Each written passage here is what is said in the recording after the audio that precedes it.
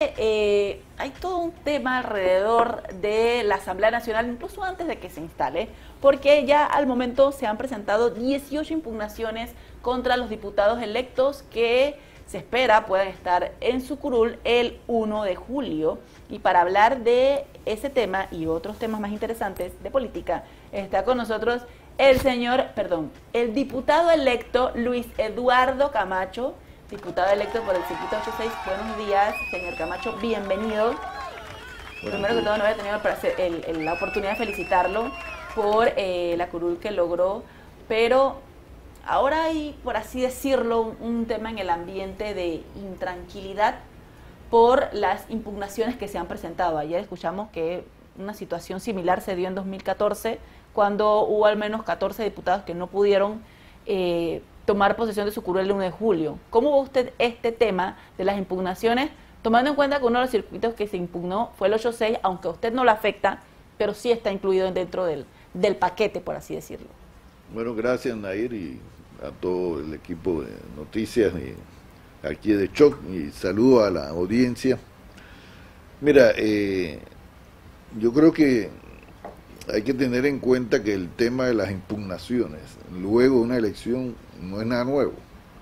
Eso es normal en todo proceso electoral, que quizás ahora por la llegada de las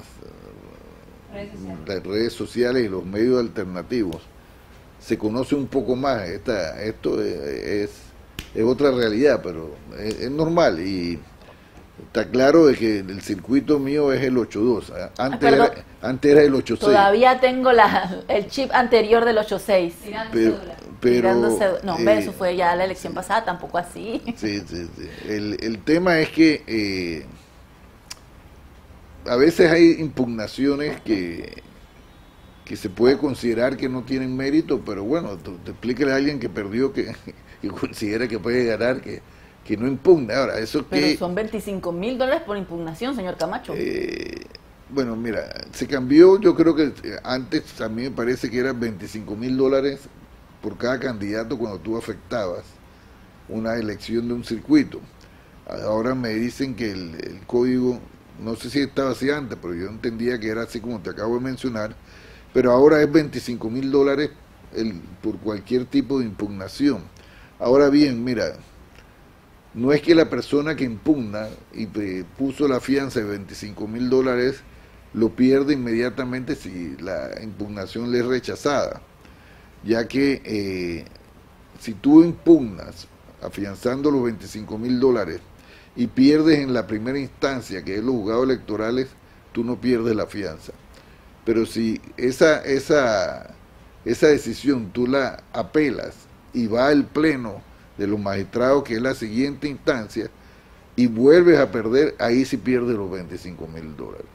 Entonces, quizás hay gente que, a sabienda de que, primero te quiero decir con toda franqueza, yo considero que esa fianza de $25,000 es excesiva, y lo digo porque no todo el mundo puede poner $25,000 Eso es lo que le digo, ¿no? y que hay personas que pueden tener los méritos para una impugnación. Habrá personas temerarias, sí, pero hay personas que tienen las herramientas para poner una impugnación, y pedirle $25,000 a alguien que se le ha vulnerado un derecho es complicado, ¿no? Pero y que ya viene de gastar de una campaña. Que ya viene de gastar de una campaña. No obstante, también hay personas que sencillamente que tienen el poder adquisitivo y que pueden poner esos 25,000 balboas y lo pueden poner sencillamente para fregar, ¿no? Porque hay también impugnaciones que son claramente para fregar, ¿no? Pero bueno, yo no voy a entrar a catalogar cuál es para fregar o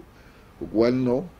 Lo que sí te digo que yo escuchaba a ustedes antes de entrar y ustedes hablaban de esa especie que se está circulando por ahí de que las impugnaciones son como una estrategia para afectar la elección de la Asamblea de Diputados. Esa aseveración tendría sentido si las impugnaciones perjudicaran a un solo grupo. Pero, por ejemplo, te menciono el circuito 86, que ha sido impugnado en su totalidad por una candidata que no sé, me dicen que llegó como decimos, atrás de la ambulancia, pues, pero impugnó.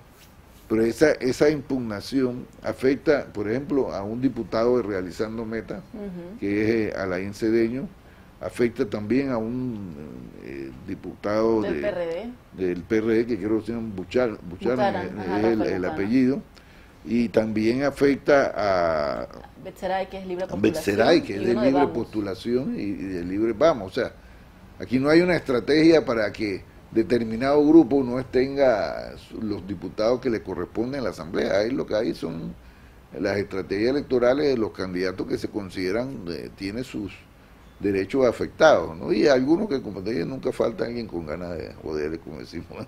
Pero esas ganas de joder no son ganas o sea, porque, digo, para el PRD o para el grupo del PRD donde está Benicio y Raúl Pineda no debe ser fácil saber que vas a entrar a una asamblea donde tú estás acostumbrado a tener casi siempre la mayoría o a tener una cuota de poder importante con la que puedes negociar. Mira, en la asamblea se puede dar dos tipos de situaciones, ¿no? Una donde un solo grupo por sí puede tener la mayoría, pero eso no es lo usual, o la situación en donde varios grupos en sí componen logran la mayoría en la asamblea, porque mira, y te destaco porque aquí yo soy miembro de un partido político y yo creo en los partidos políticos como vehículo idóneo para el ejercicio de la vida política en democracia. Eso no quiere decir que no seamos el único vehículo y por eso yo no tengo ningún problema con aquellos candidatos que se dicen independientes y que buscan la libre postulación, porque lo que quizás puede estar en desacuerdo con que se le den las mismas prerrogativas que un partido político, porque o sea, nosotros tenemos reglas que cumplir y para que a ellos no se les aplican.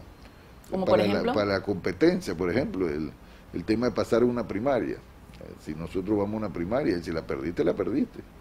El tema de la paridad y otros temas, ¿no? Pero lo que te quiero decir, con esto no te digo que yo soy enemigo de la libre postulación. Yo creo que es una herramienta para quienes no han tenido éxito en la vida partidaria, porque muchos de estos candidatos en su momento provienen de partidos políticos también. Sí, nada más que no que tuvieron perdieron en primarias y no tuvieron la suerte pues para participar. Sin embargo, aquí a mí me gusta, tú sabes que a veces no soy muy popular por decir las cosas que digo, pero yo nunca ando buscando aplausos, yo digo las cosas porque las pienso. Aquí se le quiso vender a los panameños que en la elección que acaba de pasar el 5 de mayo, el ganador no había sido José Raúl Mulino, sino que habían sido los llamados independientes, y una cosa totalmente alejada de la realidad. No le quito sus méritos, pero por ejemplo... Estamos hablando de dos órganos totalmente diferentes. Sí, pero se sabe como que el fenómeno, se decía, había sido lo que había ocurrido con los candidatos de libre postulación. Yo digo, el fenómeno que hubo aquí en Panamá, que por lo menos se pudo limpiar la asamblea, fue el triunfo de Realizando Metas. Realizando Metas en un partido que se inscribió hace 4 años aproximadamente, después de la elección del año 2019, se inscribió en pandemia, cuando había cuarentenas en este país, se inscribió sin libros móviles, sin el uso de libros móviles, y se inscribió récord lograron las firmas para ser partido político. Se inscribió después que se recogieron las firmas para... Ustedes llegaron a ser partido político antes que Moca. Se inscribió en 3 meses. Sí. En 3 meses se inscribió Realizando Meta. Y fíjate que ese es el fenómeno, porque ese partido con esas características, antes de 5 años, llevó al presidente de la República, hoy José Raúl Mulino, a ganar la presidencia. Entonces, el verdadero fenómeno que existe aquí es Realizando Metas, obviamente, y el liderazgo también de Ricardo Martinelli, porque el endoso de los votos duros de Ricardo Martinelli fue un factor determinante también para ese triunfo, Y ese es algo que en Panamá al menos no había ocurrido nunca. Que un candidato que fuera inhabilitado por la razón que sea, sacado del juego, ilegalmente, pudiera endosar a otra persona y llevarlo junto con el partido a la presidencia de la República. El tema de los independientes nos lo quisieron vender aquí como lo extraordinario, y está bien, pero como esta estrategia la desbaraté con una sola frase que decía 20 no es 36, y es que eso es la realidad. No, pero final, lo que sí señor tengo, Eduardo, lo que sí tengo que decirte, permíteme nada más acabar la idea, sí, es que lo que sí se dio un mensaje en la población que quería una renovación de las caras, de la mayoría de las caras de la asamblea, y esto incluía al partido político como a de libre postulación, porque aquí se ponen como que nada más perdieron los candidatos que aspiraron a la reelección por libre por partido político. No, 3 candidatos a diputados de libre postulación que buscaban la reelección, los 3 perdieron. O sea, es que si vamos a hablar y analizar las cosas, hagámoslo con objetividad y no tratando de crear falsas percepciones. Precisamente por objetividad estamos hablando de 2 órganos totalmente diferentes. Hay un mérito, por supuesto, en el triunfo en la presidencia de la República, que es lo más importante en las elecciones de mayo, y que fue el triunfo de Realizando Metas. Pero en la asamblea hay un mérito también de los independientes. Eso nunca ha habido, bueno, que yo recuerde, el PRD sí ha tenido mayoría, pero nunca hemos tenido un partido que saque de una sola sentada los 36 diputados. Siempre tienen que hacer alianzas. Por ejemplo, el periodo pasado, el PRD con el Moirena no era suficiente, tuvo que hacer alianza. No, fíjate que el PRD y el Morirán juntos hacían mayoría en la asamblea. No necesitaban alianza. Es más, no es la primera vez que ocurre. No es la primera vez que ocurre, pero a veces, mira, y te puedo decir, mira, yo no quiero desmeritar el tema de la libre postulación. Lo que te quiero decir es que aquí se les dijo, pasadas las elecciones, que los libres postulados tenían mayoría en la asamblea, y eso no es así. Que son la bancada más grande es una cosa, pero que tenga mayoría en la asamblea es otra cosa. Ningún partido tiene mayoría. Ningún partido por sí solo en este periodo, porque yo creo que hubo una elección, si no me equivoco, en el de Pérez Valladares, donde el PRD alcanzó mayoría por sí solo, si la memoria no me falla. Sí, porque Mireya tuvo que hacer sus negociaciones y... Ahí fue una asamblea bien fragmentada, donde la presidencia de la asamblea se definió el primer año por un voto. Sí, recuerdo. El voto de Aidez Milanés de Laique.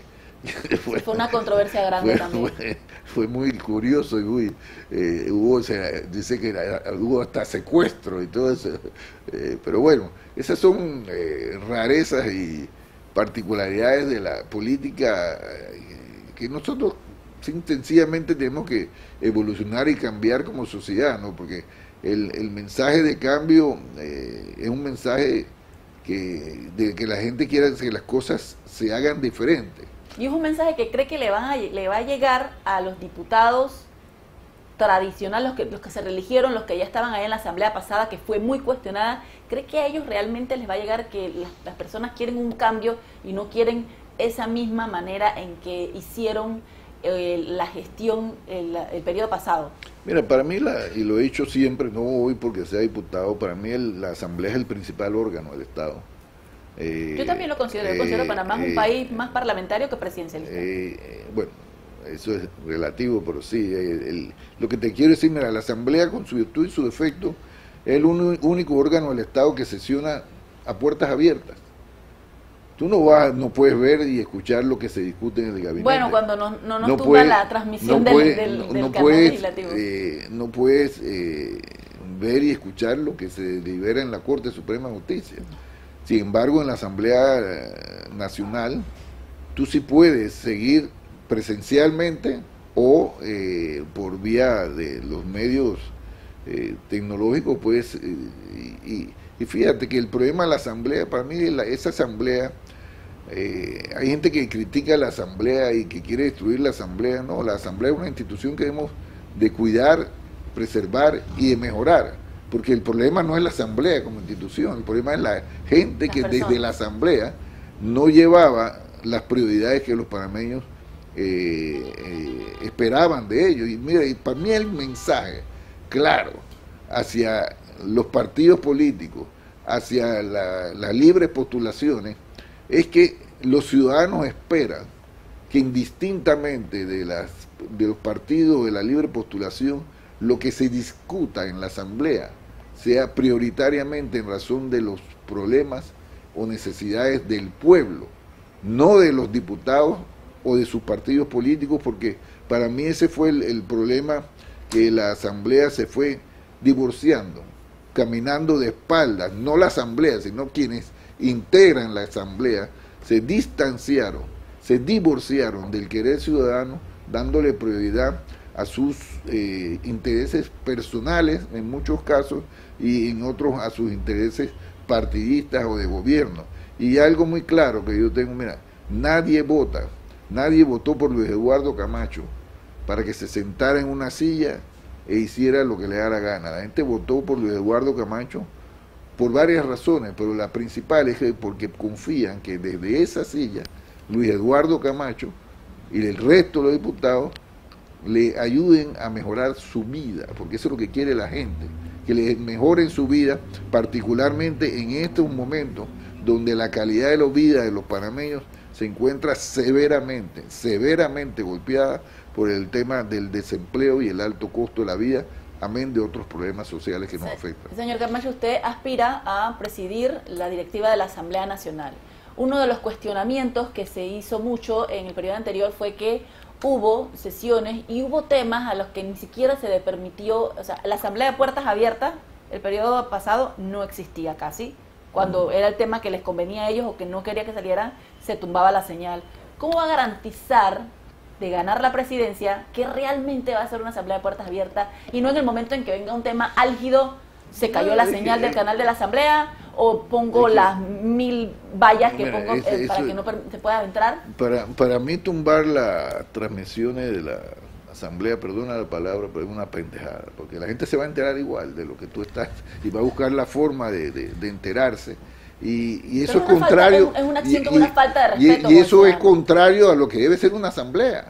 Porque fíjate, yo recuerdo, inclusive en los tiempos de la dictadura, y me da pena decirlo, donde los ciudadanos escuchaban, indistintamente de si había un tema coyuntural importante, escuchaban la asamblea. ¿Sabes por qué? Porque en la asamblea tú escuchabas unos debates profundos sobre la realidad nacional, inclusive desde puntos de vista ideológicos diferentes. Tú veías diputados que tú podías escucharlo 2 horas y estabas fascinado porque estabas escuchando algo inteligente, algo sensato, algo que te llamaba la atención. Entonces, se ha perdido la sensatez en el discurso de la asamblea. Eso es lo que nosotros debemos de volver a tener en la asamblea, no estar discutiendo. A mí, bueno, me dijeron que no usara esa palabra, pero no encuentro otra mejor de estar discutiendo estupideces como la ley antipiropo. Pues. O sea, esas son las cosas que yo creo que nos distancian del querer de la gente, porque hay proyectos que, mira, el periodo de incidencias en la asamblea, tú te paras ahí, los diputados en su mayoría se ponen a mandar saludos a su comunidad y a mandar cumpleaños, y cuando es un periodo que, aunque corto, tú deberías aprovechar para hablar de los temas que no te permite hablar el desarrollo de las discusiones y ese tema del periodo de incidencia forma parte de renovar, por así decirlo, lo que quiere ser el reglamento interno de la asamblea. Pero es que eso no es el reglamento interno. ¿Y cómo desde la el reglamento interno no es lo que te dice que tú hablas o que no hablas. Por eso yo te decía que, mira, ¿sabes cuántas veces se ha reformado el reglamento interno del 89 para acá? Se ha reformado más de 12 veces. Y eso no ha cambiado nada, porque el problema de la asamblea no está en el reglamento interno. Por eso que yo le decía a la opinión pública, y hay gente que se molesta, pero yo debo decir lo que opino, no si le gusta o no a la gente, ese no es mi problema. La discusión del reglamento interno no es prioridad para Luis Eduardo Camacho. Fíjate, yo no he dicho que no se discuta, porque aquí los enemigos gratuitos que tengo dijeron que yo dije que no se discutiera el reglamento interno. Yo dije no, yo dije que ese no es la prioridad, porque para mí la prioridad es hoy en día que la Asamblea ayude a facilitar y a definir urgentes políticas y sociales y económicas que le cambien la calidad de vida a los panameños. El Panamá vive una profunda crisis económica en este momento, producto que se refleja en los altísimos niveles de desempleo que te golpean además con el costo de la vida, que lo sufre no solamente el que no tiene trabajo, sino lo sufre también el que tiene trabajo y no gana bien, porque aquí mira, con la pandemia, con la excusa de la suspensión de los contratos que después iban supuestamente a ser renovados, la mayoría no fue renovada. Y lo que hicieron las personas de esos que estaban esos contratos, que la despidieron después y te la contrataron a muchos con menos salario. Esa es la realidad. Entonces, nosotros lo que queremos es que, fíjate, que Panamá vuelva a tener lo que se tuvo en los 5 años de Ricardo Martinelli. Y lo digo como referencia, que había abundante empleo, pero empleo bien pagado, porque no se trata solo de tener empleo, sino que tu empleo cubra las necesidades básicas que tú tienes, cubra tus obligaciones y que cubra también el derecho a la sana diversión que tenemos como familia, porque todo el mundo habla de la distribución de la riqueza, pero la distribución de la riqueza requiere de varias cosas. Primero, generarla, es decir, crecimiento económico, y el crecimiento económico se obtiene de la inversión pública y de la inversión privada, pero sobre todo la privada. Y una vez esa inversión privada, ¿busca qué? Busca ganancias. Y está bien que el que invirtió no va a invertir para perder o para sacar lo mismo, va a sacar la ganancia. Pero para generar la riqueza que produce esa inversión, se requieren 2 cosas, la inversión y el trabajo. Entonces el trabajador tiene que ser adecuadamente remunerado. Esa es la mejor manera de distribuir adecuadamente la riqueza. No necesariamente a través de los subsidios, y fíjate, yo no estoy en contra de los subsidios, yo estoy en contra de los subsidios cuando se vuelven permanentes, porque el subsidio debe ser ya está llamado a ser una ayuda temporal mientras se corrigen las distorsiones sociales que nos afectan, pero la mejor manera de distribuir la riqueza que se genera la actividad privada es que el empresario gane lo justo, lo correcto, y el trabajador reciba un pago digno, que le permita vivir con dignidad por el trabajo que hace en esa contribución de generar la riqueza que todos queremos. Porque fíjate, hay gente que dice, crecimiento económico, ¿para qué? Bueno, pues es que si no hay crecimiento económico, no hay riqueza, y si no hay riqueza, lo único que tú vas a distribuir es pobreza. Entonces, hay gente que le gusta la demagogia. A mí no me gusta la demagogia, a mí me gusta decir las cosas al pan y al vino. Así es. Muchísimas gracias, señor Luis Eduardo Camacho. No nos alcanza el tiempo para todo lo que tenemos que conversar, así que lo voy a comprometer desde ya al aire para que regrese aquí. Mira, voy a aprovechar a robarte un minuto para agradecerle a todas las personas de Circuito 82 que me respaldaron. Es la primera vez que estoy aquí después de la elección. Respaldaron a Camacho Castro, el amigo fiel. Sí, porque era el más buscado. Lo llamaba y no me contestaba. Bueno, estaba descansando. Lo que pasa es que han sido jornadas intensas también, porque hay temas pendientes que tenemos que solucionar, como por ejemplo la persecución política contra Ricardo Martinelli. Es un tema que el país, para poder avanzar y que no ocurran esas cosas más, tiene que llegar a un punto final a ese tipo de cosas. Pero la persecución ya la está teniendo Ricardo Martinelli con las figuras actuales de la política panameña. Yo no sé por qué tú dices eso, porque Ricardo Martinelli lo ha dicho. ¿Y los tweets que hace contra Juan Diego qué son? Bueno, yo no he visto a él referirse a Juan Diego.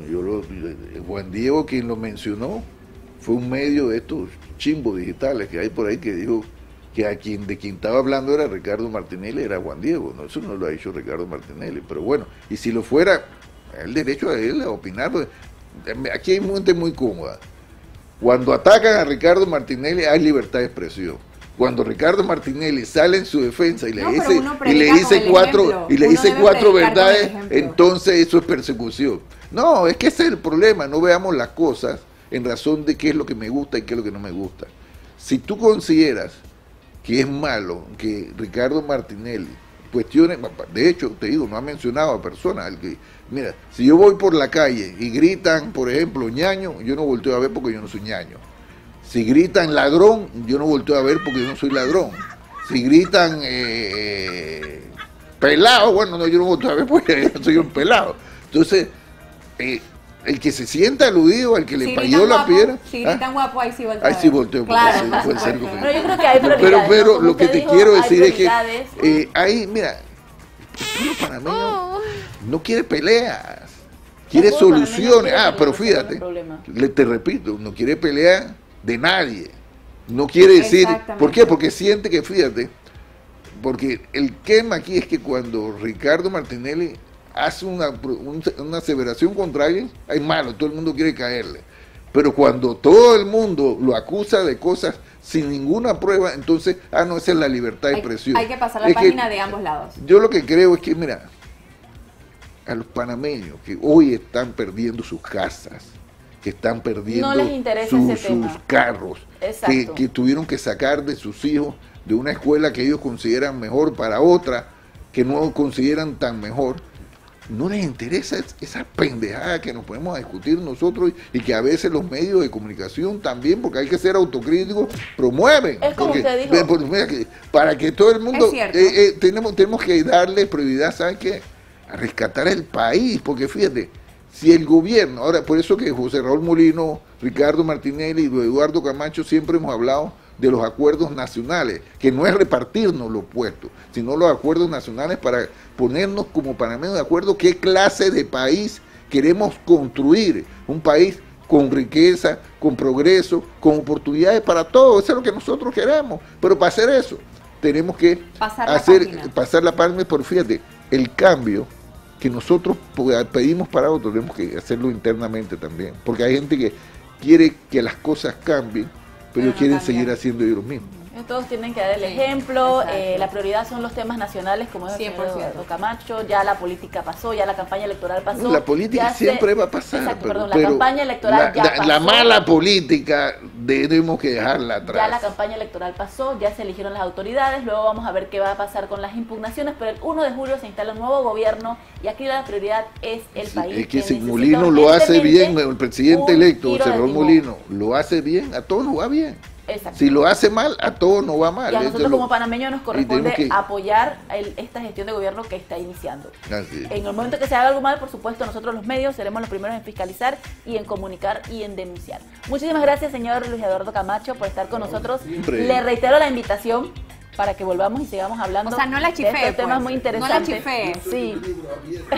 Yo nunca niego fuego. A veces, acuérdate que yo soy secretario general de Realizando Metas. Es que no hemos hablado de Realizando Metas, soy también un tema que me quedó pendiente. Amigo y vocero del expresidente Martinelli, y esos dos temas son temas que me quitan mucho tiempo. Y usted maneja mucha información y ya le dije, aquí, la próxima semana o en unos 6, 7 días vendré con mucho gusto más. Aquí a compartir con estas dos jóvenes elegantes aquí. Muchas gracias. No está Alexia, sigue.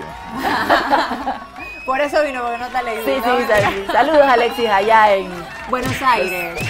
Los argentinos. Los argentinos, en el sur. Escúchanos por la 93.3 FM. O míranos en vivo por YouTube desde las 6 de la mañana de lunes a viernes. Aquí vamos. Por Shock Multimedia.